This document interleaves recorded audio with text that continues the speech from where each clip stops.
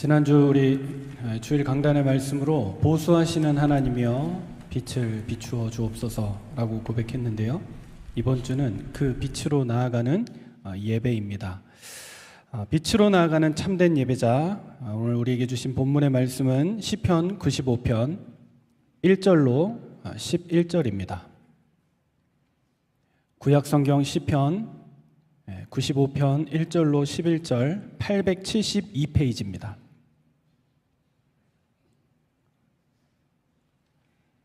다 찾으셨으면 저와 여러분이 한 절씩 교독하여 읽습니다.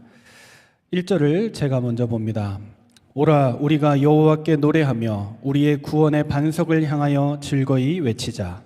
우리가 감사함으로 그 앞에 나아가며 시를 지어 즐거이 그를 노래하자. 여호와는 크신 하나님이시요 모든 신들보다 크신 왕이시기 때문이로이다. 땅의 깊은 곳이 그의 손 안에 있으며 산들의 높은 곳도 그의 것이로다. 바다도 그의 것이라 그가 만드셨고 육지도 그의 손이 지으셨도다. 오라 우리가 굽혀 경배하며 우리를 지으신 여호와 앞에 무릎을 꿇자. 그는 우리의 하나님이시요 우리는 그가 기르시는 백성이며 그의 손이 돌보시는 양이기 때문이라. 너희가 오늘 그의 음성을 듣거든 너희는 무리바에서와 같이 또 광야의 마사에서 지냈던 날과 같이 너희 마음을 완악하게 하지 말지어다. 그때 너희 조상들이 내가 행한 일을 보고서도 나를 시험하고 조사하였도다. 내가 40년 동안 그 세대로 말미암아 근심하여 이르기를 그들은 마음이 미혹된 백성이라 내 길을 알지 못한다 하였도다.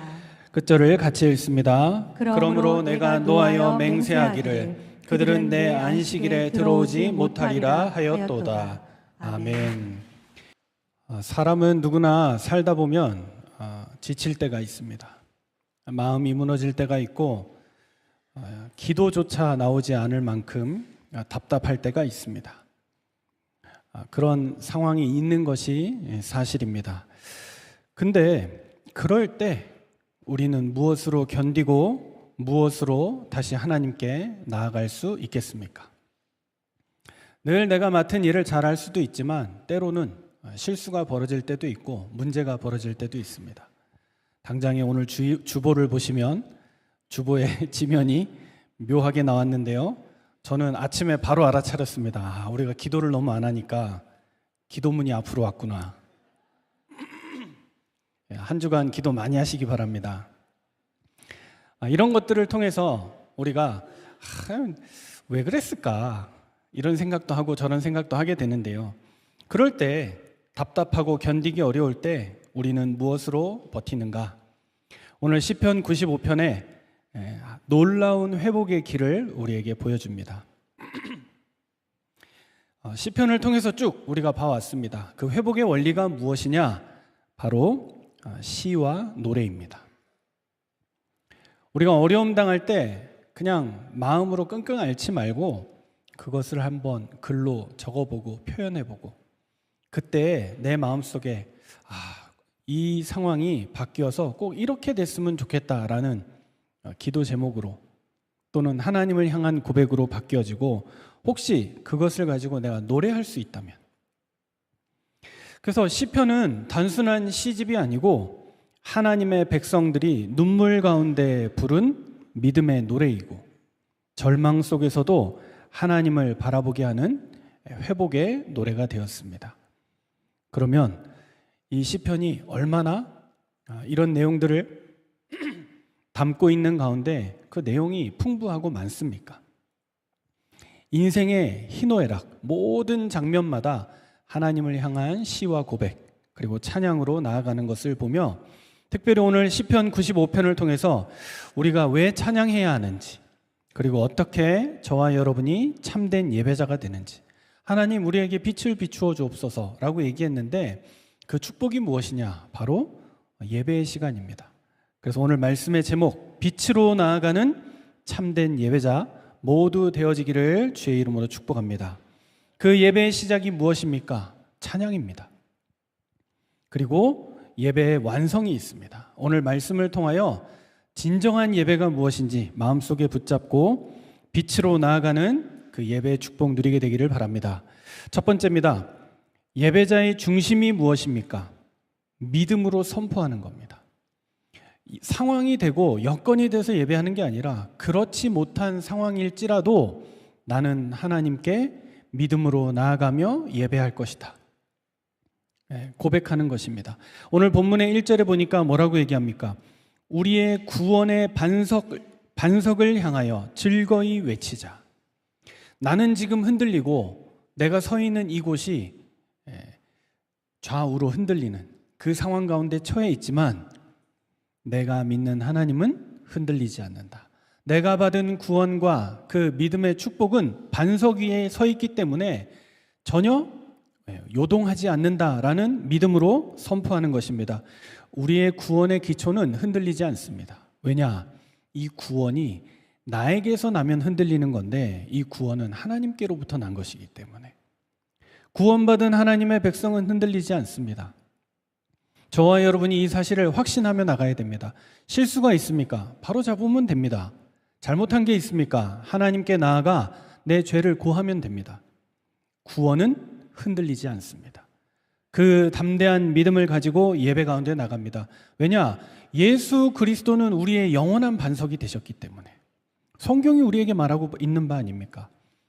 구약 시대에는 이런저런 상황을 통해서 잘 될 때도 있고 어려움 당할 때도 있었는데 신약을 통하여 우리에게 예수 그리스도의 십자가와 그의 부활로 말미암아 이것은 바꿀 수 없는 역사적인 사건이며 우리의 영원한 구원이 되시는 영적인 사건입니다.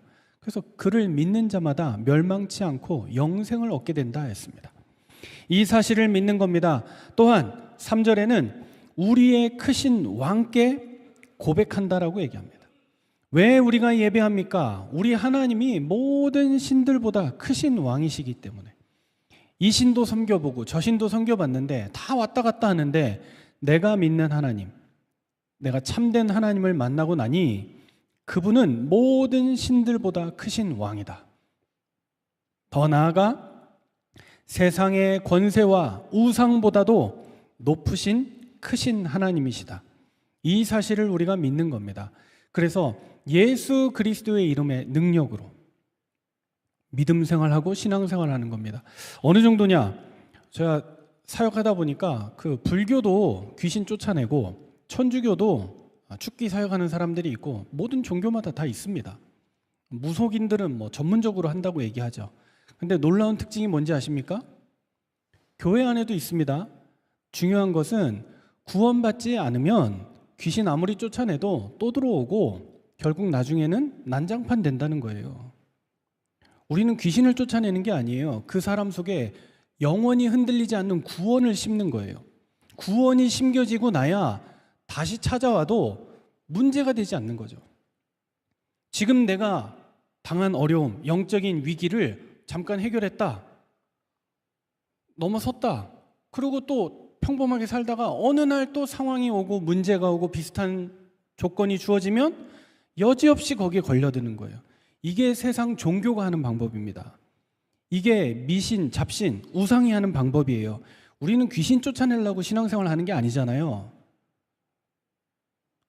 그보다 근본적인 거, 우리 속에 주인의 자리에 예수 그리스도가, 그리스도의 십자가가, 그의 부활의 능력이 자리 잡아야만 마귀가 신방왔다가 야 여기는 소망 없다.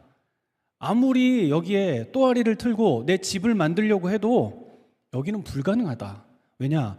너무 강한 분이 계셔. 이 강한 빛에 내가 가까이 나아갈 수가 없어. 그러니까 여기는 못 살겠다 하고 도망가는 거예요. 성경에도 보면 나오잖아요. 악한 귀신을 쫓아냈는데 나중에 7귀신이 들어온다니까요. 이게 여러분 장난이 아니에요. 각종 종교에서 말하는 축기, 귀신을 쫓아내는 것, 능력이 나타나는 거 맞다니까요. 그거 보고 속으면 안 돼요. 도망간 귀신은 또 들어오게 돼 있어요. 또 찾아와서 또아리를 틀고 시간이 걸리고 나하고 다정한 시간을 보내다가 나중에 되면 해까닥하게 만드는 거예요. 속지 말고 귀신이 들어오고 나가고 이것도 우리가 주목할 일이 아니고 진짜 중요한 것은 내가 구원받은 하나님의 자녀가 맞는가? 내가 내 안에 구원의 반석이 있는가? 내 안에 예수 그리스도가 계신가? 그것만 확인하고 믿음으로 승리하는 저와 여러분 되길 바랍니다. 너무 불안하면 여러분 그 기도를 하세요. 두려워하지 마시고 와도 상관없다니까요. 그렇잖아요. 개가 어디다 오줌 싸요? 깨끗한 집은 안 싸요. 돌아다니다가 냄새 맡아보고 여기는 싸도 안 맞아 죽겠구나. 그 상황 돼야 다리 들고 오줌 싸는 거잖아요. 마찬가지라니까요. 찾아왔다가 여기는 내가 더 이상 빌붙을 곳이 없다라고 하면 가는 거예요. 지나가는 거예요. 근데 우리가 상처, 과거의 아픔 이런 것들이 다 그런 문제예요. 상처를 통해서 온 것 같은데 상처가 아니에요. 그 사람 마음 가운데 주인의 자리에 다른 게 들어가 있는 거죠. 진짜 우리가 하나님을 믿으면 됩니다. 왜냐? 4절에서 5절에 얘기합니다. 그분이 만물의 창조주가 되십니다. 우리의 마음속을 우리가 알아차리지 못하는데 이 땅의 모든 깊은 것, 그것도 하나님 손에. 산의 높은 곳, 그 높은 산이 다 하나님의 손이 지으신 것, 다 하나님의 소유. 바다와 육지 모든 것이 하나님의 손으로 지음 받았는데 특히 하나님이 사랑하는 존재인 인간인 저와 여러분은 당연히 하나님의 것으로, 우리의 생명이 하나님의 것으로, 그래서 하나님 바라보는 거죠. 생명의 근원 되신 하나님을 향하여 믿음으로 선포하는 예배자의 중심이 저와 여러분의 것이 되기를 바랍니다. 이 믿음이 있으면 문제 와도 상관없습니다. 염려할 것 없습니다. 두려워할 이유가 없습니다. 이 확신 가지고 나아가는 저와 여러분 되길 바랍니다. 그러면 두 번째, 예배자의 중심이 갖춰졌다면 예배자의 자세가 나옵니다. 어떤 자세냐? 첫 번째는 굽힌다고 얘기하죠. 6절에 오라 우리가 굽혀 경배하며. 예배자는 마음뿐만 아니라 자세도 있어요. 그 자세가 어떤 것이냐? 머리와 허리를 굽혀서 하나님 앞에 우리의 고개를 낮추고 우리의 허리를 굽혀서. 이게 신앙생활 하는데 필요해요. 머리가 꼿꼿한 백성, 허리가 꼿꼿한 백성은 하나님의 도움을 얻지 못해요.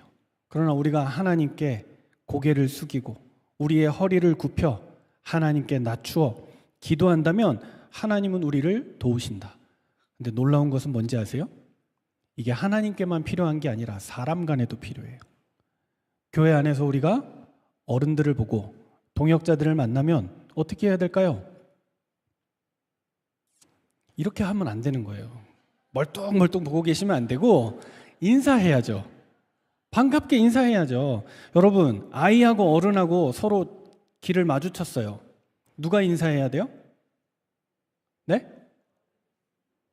어른이 해야 돼요? 아이가 먼저 해야 됩니까? 누가 해야 됩니까? 인사는 누가 먼저 하는 거예요? 먼저 본 사람이 하는 거예요. 아이가 나한테 해야 된다. 이거는 권위잖아요. 애들이 그래서 그거 싫어하는 거예요. 어른이니까 내가 먼저 해줘야 된다? 이것도 틀린 거예요. 상호간에 하면 좋은데 거의 대부분 애들은 보고 있잖아요. 못 알아차린단 말이에요. 그래서 인사는 교회 안에서 누가 한다? 먼저 본 사람이 한다. 목사님이 먼저 성도들한테 인사해야지. 성도들이 목사님께 먼저 인사해야지. 그래야 목회자의 권위가 살지. 다 헛소리입니다. 먼저 본 사람이 하는 거예요. 반가운 사람이 하는 거예요. 오, 누구야 왔어? 인사하는 거예요. 장로님 안녕하세요. 잘 지내셨어요? 날씨가 덥죠? 지나가면서 인사하는 거예요. 이게 되게 구차한 것처럼 보이는데 꼭 필요해요. 할 줄 알아야 돼요. 그래서 만났을 때 반갑게 인사하는 예배자의 자세라니까요. 우리 옆에 사람에게 한번 반갑게 인사하겠습니다. 당신이 있어서 참 행복합니다. 한 번 더 인사하겠습니다. 우리 전후좌우를 보시면서 당신이 참된 예배자입니다. 우리 교회 학교에서 말씀도 가르치고 성경 구절도 암송시키고 다 하는데 진짜 좋은 교육은 뭐냐? 인사부터. 예배 전에 일어나서 우리 선생님들께 존경의 마음으로, 감사의 마음으로 인사하고, 그 인사가 서로 소통이 되고, 예배 끝나면 여러분 그냥 나가지 마시고 잠깐이라도 성도들하고 눈 마주치고 인사도 하시고 악수도 하시고 꼭 하세요. 왜 하라고 하냐면요, 여러분이 살아나요. 그냥 와서 누가 나 알아볼까? 조용히 예배드리고 얼른 도망가고, 그런 마음이랑 내가 예배 왔는데 이왕 하나님 앞에 나왔는데 은혜 받고 성도들하고 같이 인사하고 다정하게 나누고, 그 짧은 그 얼굴의 환한 표정, 그 따뜻한 손길, 그게 사람이 살아요. 특히 우리 어르신들, 특히 남자분들, 뭐가 자꾸 없어지죠? 남자가 나이가 들면 들수록 스킨십이 사라져요. 그래서 자꾸 하셔야 돼요. 반갑게 인사도 하고, 너무 남의 부인 막 손 붙잡고 막 그러시면 안 되고, 적당히 그건 적당히. 아무튼 반갑게, 즐겁게, 서로 환하게. 이게 다 어떤 의미입니까? 머리를 숙이고 허리를 굽히고, 이게 다 자신을 낮추는 겸손의 표현이에요. 상대방을 높이는 표현이에요. 그래서 누구라고 할 거 없이 먼저 보면 반갑게 인사하고 소통하고. 두 번째는 무릎을 꿇는다라고 얘기했습니다. 이거는 어떤 의미입니까? 남자들이 청혼할 때 무릎 꿇잖아요. 이 말은 무슨 말이냐? 나는 당신에게 결혼하기 위해서 지금 억지로 무릎을 꿇는 것입니다. 이런 의미가 아니죠. 이 무릎 꿇는다는 의미는 항복을 의미해요. 그 찬송가 50장이 그 헌금 찬송입니다. 그 찬송을 지어진 목적이, 근데 제가 알기로 그 내게 있는 모든 것을 주께 드리네, 이 제목으로 돼 있는데 아시는 찬양이죠? 그 후렴에 보면 주께 드리네, 주께 드리네, 뭐 이렇게 계속 나와요. 이게 나는 헌금 잘 드린다는 의미로 그냥 받아들였거든요. 근데 영어 찬송가를 보니까 그 단어가 완전 다른 거예요. 뭐 I give you Lord 뭐 이런 식으로 나와야 되는데, 거기에 뭐라고 나와 있느냐? I surrender Lord라고 나와요. surrender가 뭐죠? 항복한다는 거예요. 나는 헌금 찬양의 위력이 그렇게 어마어마한 건지 몰랐어요. 내가 헌금을 드리는 게 아니라 나는 주님께 무릎을 꿇고 나의 모든 것을 드리는 것입니다. 여러분 지금 헌금 봉투에 뭐 10,000원이 들어 있습니까? 1,000원이 들어 있습니까? 하나님은 금액을 보시지 않으십니다. 여러분의 중심을 보세요. 내가 10,000원을 담아, 비록 작은 돈을 담아서 드리는 것 같지만 주님은 우리의 전부를 받으세요. 맞습니까? 우리의 믿음을 받으신다니까요. 내가 뭐 봉투에 돈도 없고 뭐 이래서 그냥 1,000원짜리, 5,000원짜리 상관없어요. 그런 마음이 아니고, 내가 주님께 아낌없이 드려야 되는데 형편이 너무 어렵다, 힘듭니다. 그래서 내가 이것밖에 주님께 드릴 게 없지만 주님, 나의 전부를 받아주시옵소서. 성경에 이런 예화들이 많아요. 기독교 역사에 리빙스턴이라는 선교사 있죠. 어렸을 때 헌금을 하고 싶은데 돈이 없는 거예요. 어떻게 했어요? 헌금 바구니가 막 도는데 갑자기 헌금 바구니를 붙잡고 기도했어요. 뭐라고 기도했느냐? 하나님, 주머니에 드릴 게 하나도 없습니다. 그래서 저는 저를 드립니다. 나를 받아주십시오 라고 하나님 앞에 기도했던 그 중심, 주님은 그것을 기억하신다니까요. 이게 바로 무릎 꿇는다는 의미이고 항복의 의미가 이 속에 담겨져 있습니다. 결론은 무엇입니까? 오직 하나님만 섬기겠다는 결단, 그분께 영광을 돌리는 삶으로 나는 예배자로, 경배자로 하나님 앞에 서겠습니다라는 중심으로. 이게 다 예배입니다. 예배자의 중심과 예배자의 자세, 이것이 예배이므로 하나님을 높이고 나를 낮추며 하나님의 뜻을 알고 따라가는 저와 여러분 되기를 바랍니다. 그때 우리에게 세 번째 7절의 말씀에 예배자의 특권을 주시겠다 얘기합니다. 뭐라고 말씀하시느냐? 그가 우리의 하나님이 되시고 우리는 그의 기르시는 백성이 되며 그의 돌보시는 양이 되는 것이다.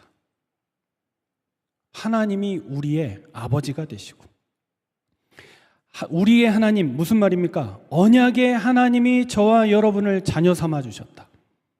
나는 예배로 살고 예배로 마무리하는 하나님의 백성이 되겠다.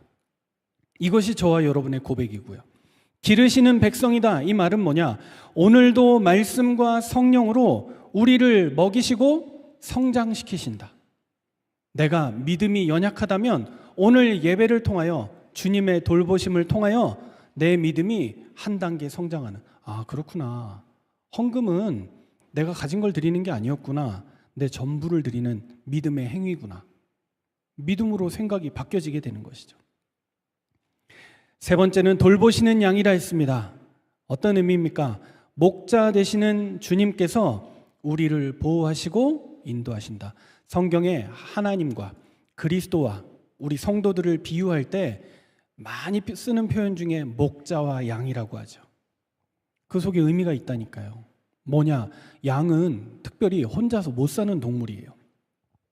혼자서 자립할 수가 없어요. 저기 들짐승처럼 혼자 산에서 혼자 살면서 먹고 살고 뭐 생활하고 이게 되는 짐승이 있는데 양만큼은 혼자서 살 수가 없어요. 목자의 손길이 끊어지면 쉽게 병들고 길을 잃어버리게 됩니다. 뭐 여러 가지가 있어요. 양 털 안 깎아주면 그 양은 털갈이를 안 한대요. 그러니까 나중에는 안 깎아주면 몇십 킬로가 돼서 몸무게보다 더 무거워져서 그냥 주저앉아서 죽어야 돼요. 그리고 그 이전에 피부병 와서 죽어요. 양은 또 어렸을 때 꼬리를 안 잘라주면 거기에 위생적인 문제가 생겨서 또 병들어 죽어요. 또 양은 뭉쳐 있어도 죽어요. 그래서 그 목자가 지팡이로 양을 흩고 또 양떼를 돌보는 개를 통해서 양들이 뭉치지 못하도록, 왜냐하면 열이 나서 죽어요. 약한 양들이 그 사이에 끼어서 열받으면 또 죽게 돼 있어요. 무슨 말입니까? 우리도 말씀으로 우리의 삶을 다듬고 불필요한 욕심과 죄를 잘라내고 성령으로 새롭게 하심을 입어야 우리도 살 수 있어요. 하나님이 우리를 돌봐주시고 인도해 주셔야 우리의 삶이 하나님의 은혜 가운데, 우리의 삶이 참 평안 가운데 예배자로 계속되는 삶의 축복을 누리게 되는 것이죠. 그래서 저와 여러분이 오늘 빛으로 나아가는 참된 예배자로 예배 가운데 나왔습니다. 예배의 시작이 찬양입니다. 그러면 예배의 마지막은 무엇입니까? 말씀의 결론과도 같습니다. 예배의 마지막은 순종입니다. 찬양으로 예배를 시작했다면 예배가 그냥 끝나면 마치는 것이 아니라 8절에서 11절에 보면 이스라엘 백성이 광야에서 예배는 드렸지만 하나님의 음성은 거부했습니다. 하나님이 말씀으로 인도하시는데 말씀은 따라가지 않는 겁니다. 하나님은 늘 함께하고 도우셨지만 그들의 마음은 늘 미혹에 빠져 있었습니다. 10절에 얘기하죠. 너희는 미혹된 백성이다. 오늘 말씀을 통하여 저와 여러분이 하나만 결단하면 됩니다. 나는 하나님 앞에 예배하는 사람이 될 것이고 하나님의 음성에 순종하는 사람이 될 것이다. 마음을 완악하게 하지 않을 것이다. 오늘 주시는 말씀에 순종할 것이다. 순종하는 자가 참된 예배자입니다. 예배의 완성은 순종으로 이어지게 돼 있습니다. 그래서 이 시편 150편이 쭉 있는데 마지막 끝절 시편 150편 6절의 결론이 무엇이냐? 마찬가지입니다. 오늘 우리가 붙잡은 시편의 내용과도 결론이 일치합니다. 뭐라고 돼 있느냐? 우리가 잘 아는 구절. 호흡이 있는 자마다 여호와를 찬양할지니라. 모든 생명을 가지고 구원의 축복 속에 있는 자는 여호와 하나님을 찬양할지니라. 오늘 여러분 말씀 받으면서 결단하면 돼요. 나는 찬양하는 사람 돼야지. 나는 어디 가도 예배하는 사람 돼야지. 저 멀리 해외 현장에 혼자 떨어져 있더라도 거기서 혼자 예배가 되어지고 하나님의 음성을 들을 수 있다. 그 사람은 축복받은 사람이에요. 근데 거의 대부분 왜 그 상황 가운데, 어려움 가운데 문제가 오느냐?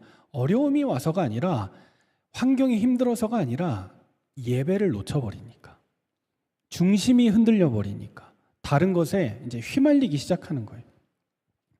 사랑하는 성도 여러분, 오늘 시편 95편은 우리에게 참된 예배가 무엇인지를 보여주고 있습니다. 예배는 하나님이 어떠한 분이신지를 믿음으로 선포하는 것에서 시작하고, 하나님 앞에 우리의 자신을 낮추고 엎드려 경배하는 것으로 이어지며, 우리가 받은 은혜를, 하나님의 음성을 그 말씀에 순종하는 것으로 예배가 완성이 되어집니다. 그래서 우리가 오늘 주일날 예배에 나와서, 예배당에 나와서 부른 찬양이 예배의 끝이 아니고, 우리가 축도 받고 저 문 밖을 나서는 그 시간이 예배에 순종하는 시간입니다. 오늘 성도님들은 예배 끝나면 다 같이 믿음의 자세로 함께 서로 소통하고 교제하고 인사하고, 특별히 우리가 가정과 직장과 학교, 세상 속에 나아가면 마찬가지입니다. 우리 청소년들 오늘 말씀 들었습니까? 나는 예배자가 돼야 되겠다. 뭐 하면 될까요? 선생님들께 인사 잘하면 되죠. 친구들끼리 다 사이좋게 잘 지내면 되죠.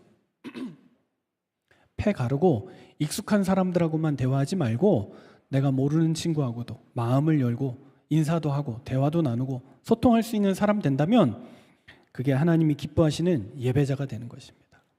오늘 하나님 우리에게 마지막으로 말씀하십니다. 오늘 너희가 그의 음성을 듣거든 너희 마음을 완악하게 하지 말라. 오늘 주시는 말씀에 순종하고, 그 순종이 우리의 삶을 변화시키고 가정을 변화시키며 교회를 빛으로 변화되는 라이트온의 축복이 일어나는 한 주간 되어지기를, 이 축복을 누리는 모든 성도들 되어지기를 주님의 이름으로 축원합니다. 기도하겠습니다. 살아계신 하나님, 은혜가 풍성하신 하나님, 우리를 예배 자리에 불러주시고 오늘도 우리에게 구원의 반석이 되시며 크신 왕이 되시고 선한 목자 되시는 하나님을 찬양하게 하심에 감사합니다.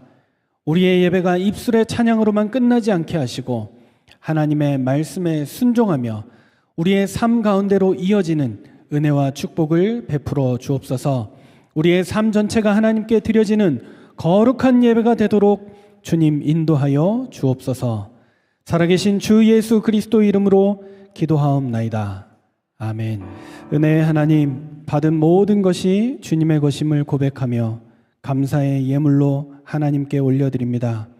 이 예물이 하나님 나라의 확장과 복음의 전파와 교회와 이웃들을 섬기는 일에 귀하게 사용되도록 주님 축복하여 주옵소서. 드리는 손길과 삶을 복되게 하시고 주의 은혜와 빛의 축복이 넘쳐나게 하여 주옵소서. 주 예수 그리스도의 은혜와 하나님의 사랑과 성령의 교통하심이 빛을 가지고 참된 예배자로 순종의 삶으로 나아가는 라이트온 교회에 속한 모든 하나님의 사람들 머리 위에 이제와 영원토록 함께 있을지어다. 아멘.